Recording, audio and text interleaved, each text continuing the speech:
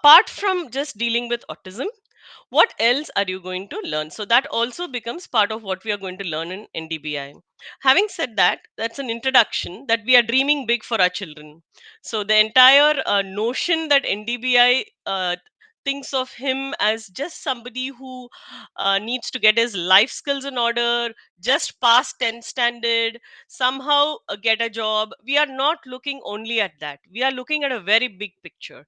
We are looking at him having a very wholesome life, being happy most of his life, being independent beyond his parents, and being able to productively use his 24 hours, being able to cook for himself, obviously the ideal skills, but we are looking at a much happier child, a great quality of life for the families. So how do you go about doing that?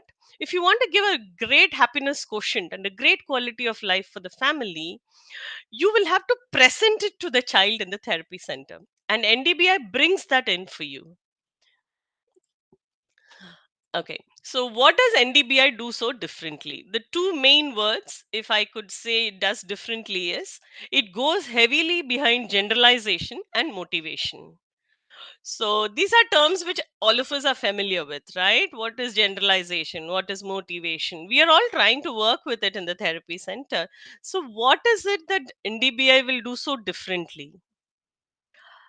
It will do so differently because like I'll just take the case of one of our children who got potty trained yesterday, and there was a big yeah kind of a feeling from parents. And I said great. And he also got trained the same day. He did it 3 times also. And so it was like yay yeah, but as a professional, as I'm celebrating, I'm also thinking, how much more can I teach him in this sphere on this good day? So I want to use that opportunity to take a book and read about the potty training book that day. I want to use that opportunity to even show that, uh, you did it very well today in potty training. Some children do it in school. So these are pictures of children who do it in school. I'm taking that extra effort to generalize as much as I can, and probably even show him that day that how he can take it a little more further, not too much, but little bit further. Hello. Okay. uh, I could also probably get him that button which comes for potty training. Like, once they've done, they press that button, it gives a sound of a flush. So I can get him that day and say, every time you flush, I will press this.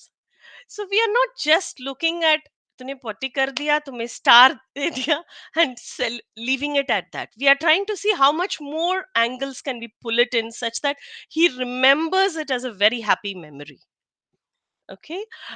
This is a very simple way of saying generalization, but yeah, obviously by the definition of generalization, if you are teaching an academic concept of apple, you will also generalize it as apple picture में होता है, apple को ऐसे काटते हैं, apple school में भी खा सकते हैं. You can do all of that, which is the general book definition.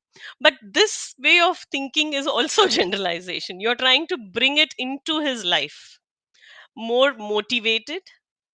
Okay. So motivation, the key problem we have with children who come for therapy is most of them are coming because they think that is the routine for them, and they are happy sometimes even doing the same task again and again, and so they are motivated to come. Once you change the task, the transition is sometimes very difficult for many children, because the motivation was that I have learned this, I will do this again and again. But that is not the motivation that we are talking here. Okay, the motivation we are talking here is, I want to learn something new. I am interested in what she is doing. Okay, so the social factor, if I can go back to the definition of autism and try to connect it to NDBI, autism is a social communication difficulty with a repetitive nature in it, right? So, how are we addressing the social communication bit is what I always ask therapists. Because when we are working, very often, if I can just stop screen sharing and show you what I see, okay, this may not be what you see, but what I see at least is this. Okay, round for us. Here, here. Take round for us. Round. No, no, yes. Very good. So we are mostly seeing this in being done. Nothing wrong with it. She has 1 hour and she has to get a list of tasks done, right? So there's nothing wrong in what she's doing. But if you notice very keenly, she gave a dark brown piece and the child tried to take it towards the black line. And there was nothing wrong with that. I would have said, wow, yeah, it does look like black. She didn't recognize what the child brought to the table. Okay. And so a little bit of more training and mindfulness is required in this environment. And that is where NDBI comes in, because it pushes you very hard to be very mindful when you're working with the child.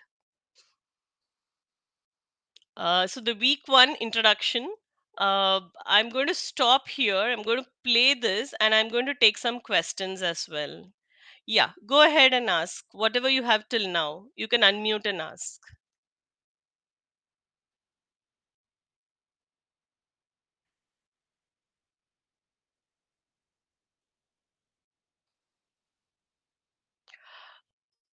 Anyone has questions? Yeah, I am Dr. Harika here. I have a question. Yeah. Uh, Yes. I'm a developmental pediatrician. I wanted to know if NDBI will be effective if we start late for a 16-year-old child. See, it is very effective in building motivation, Okay. and it is very effective in trying to generalize to some extent for that child. So, if you're saying it is a 16-year-old child, Mm, my understanding is he has already created very hardwired memories of many things in his life.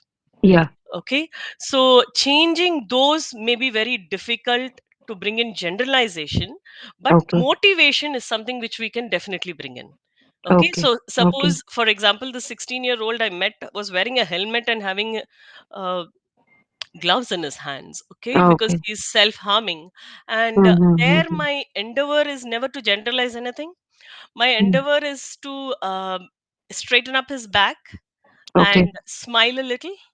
Mm-hmm. And so I would do things to increase his happiness quotient first, Okay. and do things. So for us, I know that that child is very interested in going for drives. Okay. So I pretended like we are going for a drive, Mm, and that made him smile. okay. And then I gave him, a kind of a circle, and we tried like, you will also do the driving part. So the first thing we'll have to bring in is motivation. If Okay. it's 16, I would heavily go behind motivation, because without that, he will not come into generalization even. Okay. Yeah. Understood. Thank you. Okay. Uh, so this is our website. Okay. It has been running.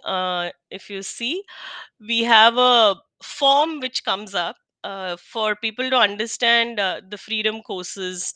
So, what we did in COVID is we shot 120 videos right in this room to show that we cannot work the same way across all levels of autism. And levels of autism is defined in a very high manner in DSM, which parents are not able to bring it down to a practical level.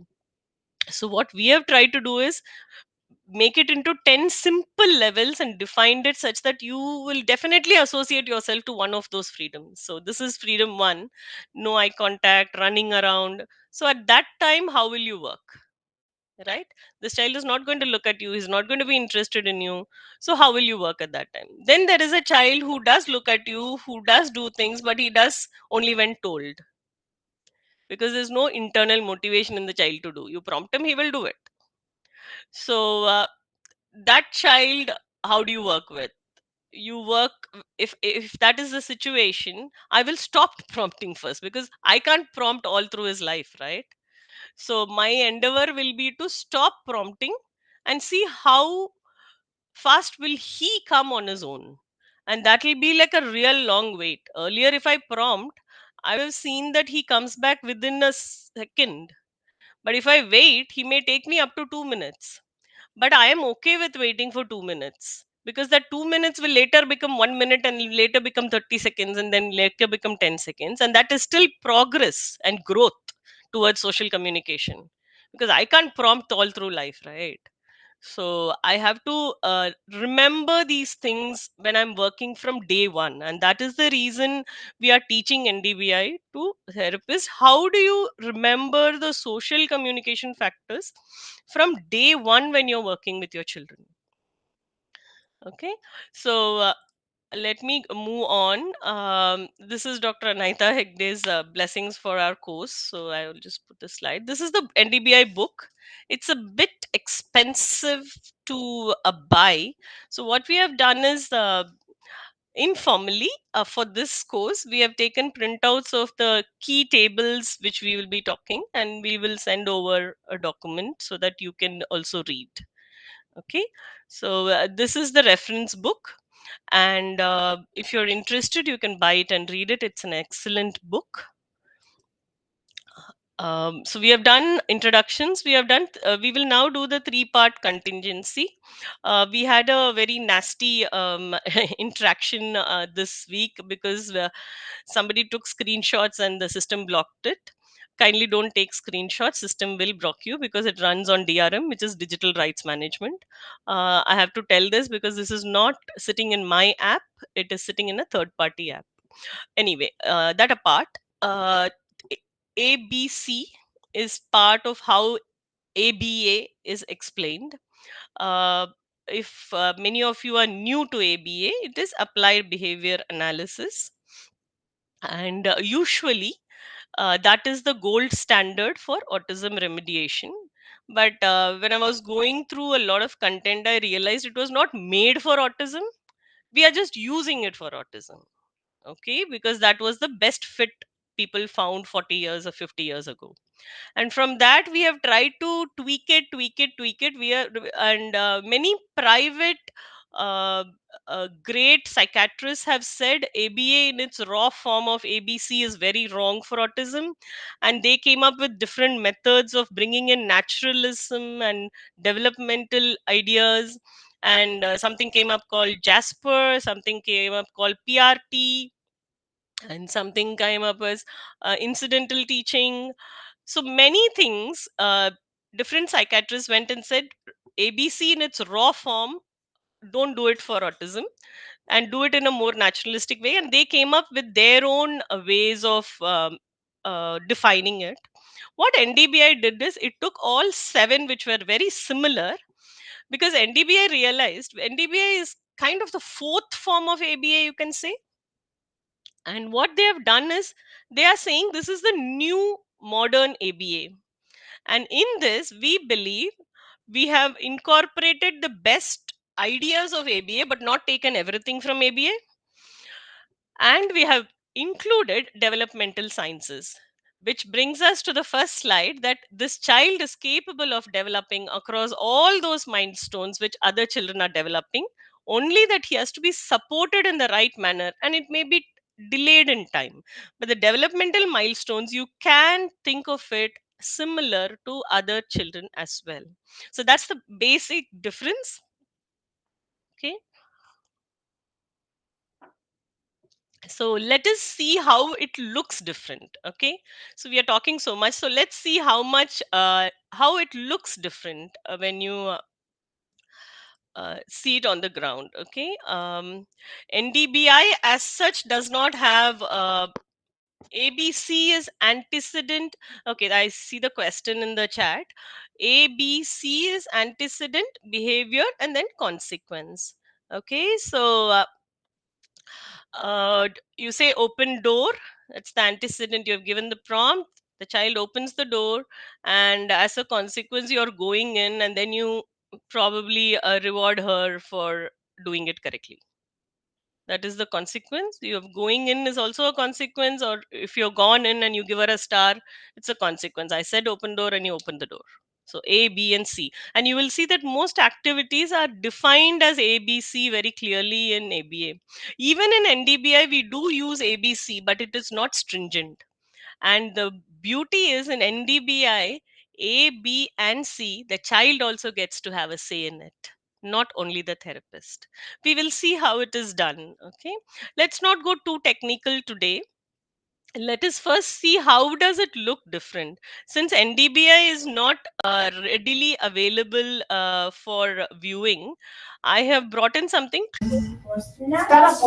So you're going to see two videos, one behind the other, taken just a few months apart, and you should be able to see the difference between the two ways of doing therapy. Girl, looking. Kicking. Is that a boy or a girl?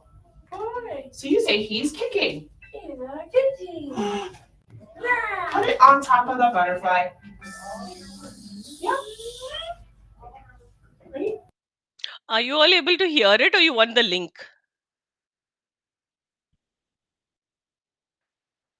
Okay, you are able to hear it, right? Okay. Can I see?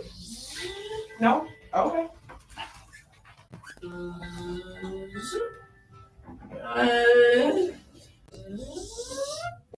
I know. Ah,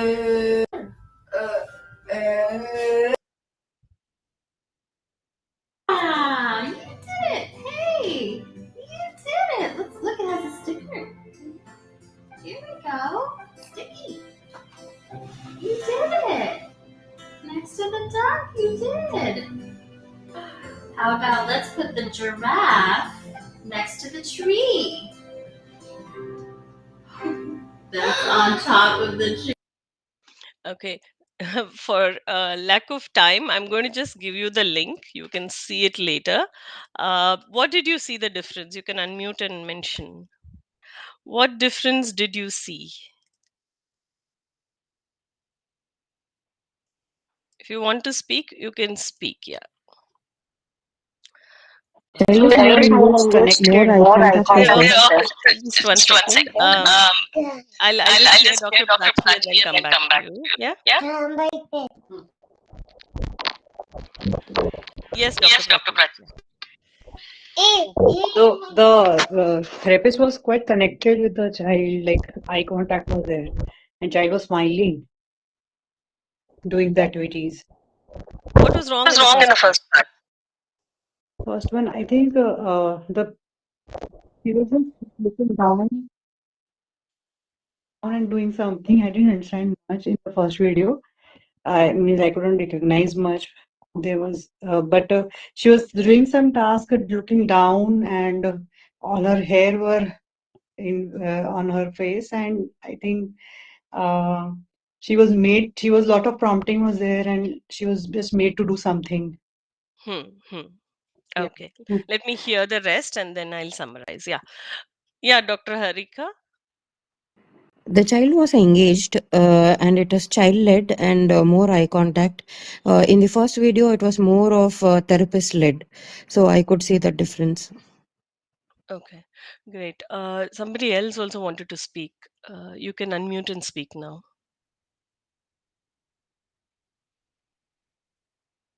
Okay. Uh, so in the first video, what is happening is the therapist is talking a lot, right? There isn't enough pauses for the child to reciprocate or reply to that. And it is pretty much led by the therapist. Okay. And so the child feels she doesn't have much say in it. She doesn't have much space to get in it. So she withdraws and she does things by herself. In the second one, there is a clear structure. They are sitting on a table in the typical yell that we suggest, and there is enough pause. Therapist is talking very little. She's allowing the child to lead. She's allowing time for those smiles. She's allowing giving very simple instruction, and she's not being very hard over it, because ultimately what you want to achieve is social communication, not whether she put the giraffe next to the tree or not. Okay, you want to create a positive memory of being with another human being and interacting. So that's what is given more priority in autism remediation in the second one. Okay, so moving on.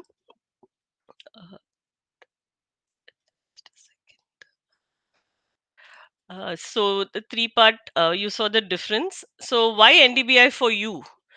The landscape of autism remediation is changing, like you saw in the first slide, is 1 in 31, and we are also getting a lot of children in the higher age group now coming in because of its prevalence for so many years.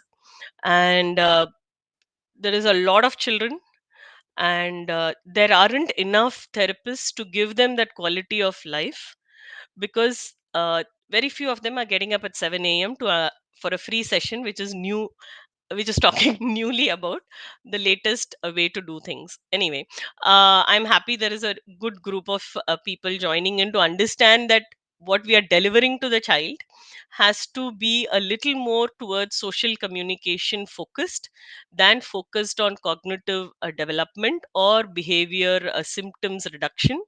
And we have to aim for growth. There are two things: one is symptom reduction, other is growth.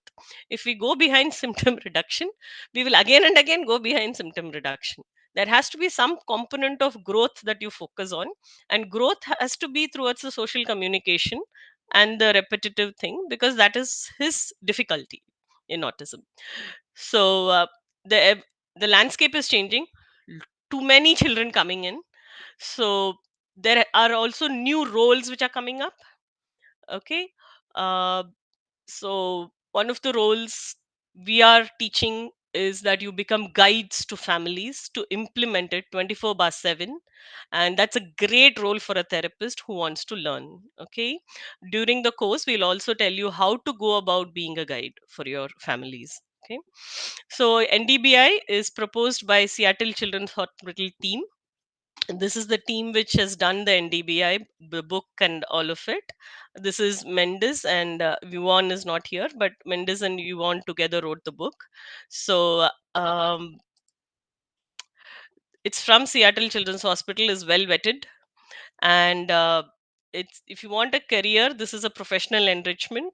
It also has international recognition. We'll show you all the papers, and as ASD buddy, there is only a little bit that I can do in propagating NDBI and training as many people as possible. Uh, you have to take it to the larger parent groups, and you have to take it to the children, larger parent groups, and train more people once you have gained enough experience in it. Okay, so NDBI, ABA versus NDBI, you just saw the video, and I usually use a free mind diagram, but I will just show you a free mind diagram as to what all we'll be discussing. And with that, I will stop and take some questions. Okay. Uh, so just a second. Uh, Share the screen. I don't know if you all use this, but it's a very good software. I always feel this free mind diagram is excellent. So this is how we are seeing the autism landscape. There is ABA and there is ABA NDBI. This is DTT. We'll explain all this in the course. So in DTT, what happens is there is behavior change which is focused. So, but in NDBI, we are focusing more towards uh, common elements will be your developmental focus and instructional strategies, and we are focusing more on generalization and motivation. So let's not forget these two things which are very important. We do have some drawbacks. Data collection is difficult because it's always in a very natural setting, and so you cannot define the antecedent very clearly beforehand. uh, but it is good in many of it has shown results. Let me put it like this: children who have done Jasper, ESDM, uh, other there are these six here, but there are much more also which they talk in the book without naming them. They have done excellently well. They have gone on to become great people in any field that they have chosen. So we need to give this to our children. Okay, it is our duty to give a better offering to our children. So NDBI aims to bridge that gap wherever it is, so that therapists can deliver far more using whatever tools we show, and reaching the parents, because you're the last mile. Okay. So developmental sciences and ABA, the blend is NDBI. Okay. I'm not going to go through this. I'm going to leave the slide here, and you can see the difference. And very often when people read this, they say, we already do all of this, ma'am. Okay, usually that is the response. But then when I ask them to practically show it, it is pretty much DTT, very close to DTT, or it is DTT plus cognitive and a little bit of natural thing, but it's always aimed at cognitive. That is how therapists are going, because they are also under stress, because within a short duration they have to do a list of things. But naturalistic way will look a lot different. Okay, so each of this we will see examples in the course. uh, so common criticism of ABA, I'm going to leave this slide here, and allow you to read. Okay, all of these topics we will discuss one by one when we do the course. Okay.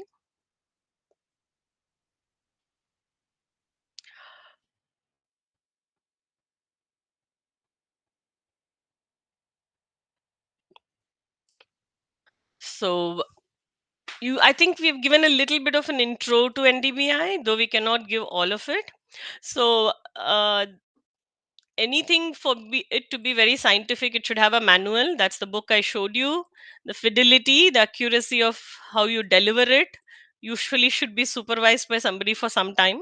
And measurement data driven, we will go through the different data collection forms which are available as well. These are the 8 instructional strategies. Okay, so we will talk one of this every week. Every week in 12 weeks we'll be talking one of these and seeing examples, and taking home one we will definitely take home one assignment, which will be a very short one. We'll show you an example of that as well. So we are looking at there is a scientific study saying that therapists have to become parent coaches, and for that you need to understand the autism in very in depth, and what is new, and how to deal with it. So we are looking at you becoming parent coaches. Okay, and we will also show you how we do the asynchronous feedback with families. Like, they send you content, how do you look at it, judge it, write the feedback, and send it back.